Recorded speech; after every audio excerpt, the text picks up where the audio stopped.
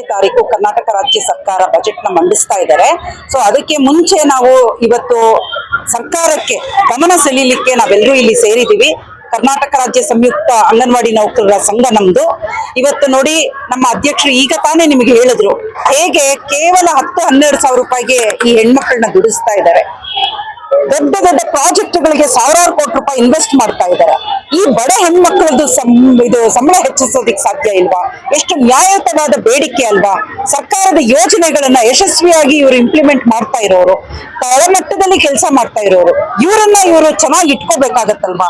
So ಈ ಒಂದು ಸಂದರ್ಭದಲ್ಲಿ ಈ ಬಜೆಟ್ ಅಲ್ಲಿ ನೀವೇನ್ ಮಾತು ಕೊಟ್ಟಿದ್ರಿ 15 ಸಾವಿರ ಮಾಡ್ತೀನಿ ಅಂತ ಹೇಳಿ ಮಾಡ್ಬೇಕು. ಇಲ್ಲದೆ ಹೋದ್ರೆ ನಿಮಗೂ ನಿಮ್ಮ ರಾಜ್ಯ ಸರ್ಕಾರಕ್ಕೂ ಬಿಜೆಪಿ ಸರ್ಕಾರಕ್ಕೂ ಯಾವ ವ್ಯತ್ಯಾಸವೂ ಇಲ್ಲ. ಅವರು ಜುಮ್ಲಾ ಅಂದ್ರು, ನೀವು ಜುಮ್ಲಾ ಅಂತೀರಾ ಅಂತ ಆಗುತ್ತೆ. ಹಾಗಾಗಿ ಇಲ್ಲಿ ನಾವು ನಿಮ್ಮ ಮೇಲೆ ಒತ್ತಡ ಹಾಕ್ತಾ ಇರೋದು ಏನು ಅಂತ ಹೇಳಿದ್ರೆ, ಕೂಡಲೇ ಕ್ರಮ ತಗೋಬೇಕು, ಅವರ ಒಂದು ವೇತನನ ಹೆಚ್ಚಿಸಬೇಕು ಅಂತ ಹೇಳಿ ನಾವು ಇಲ್ಲಿ ಮಂಡಿಸ್ತಾ ಇದ್ದೀವಿ. Thank you. ಅಂಗನವಾಡಿ ನೌಕರರಿಗೆ ಗ್ರಾಚ್ಯುಟಿ ಹಣ ನೀಡಲೇಬೇಕು. ಅಂಗನವಾಡಿ ನೌಕರರನ್ನು ಸರ್ಕಾರದ ಸಿ ಮತ್ತು ಡಿ ಗ್ರೂಪ್ ನೌಕರರೆಂದು ಪರಿಗಣಿಸಿ. ಅಂಗನವಾಡಿ ನೌಕರರನ್ನು ಸರ್ಕಾರದ ಸಿ ಮತ್ತು ಡಿ ಗ್ರೂಪ್ ನೌಕರರೆಂದು ಪರಿಗಣಿಸಿ. ಚುನಾವಣಾ ಭರವಸೆಯಂತೆ ಅಂಗನವಾಡಿ ನೌಕರರ ಗೌರವಧನವನ್ನು ಹೆಚ್ಚಿಸಿ.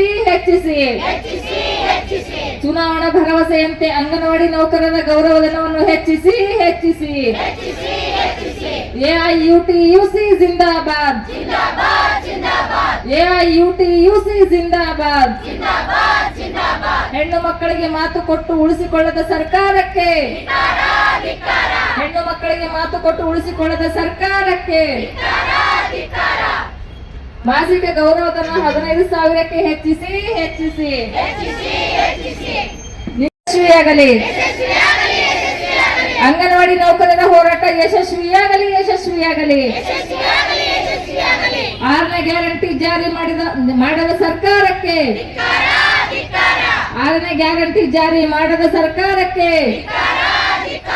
ಕನಿಷ್ಠ ವೇತನ ಜಾರಿಗೊಳಿಸದ ಸರ್ಕಾರಕ್ಕೆ.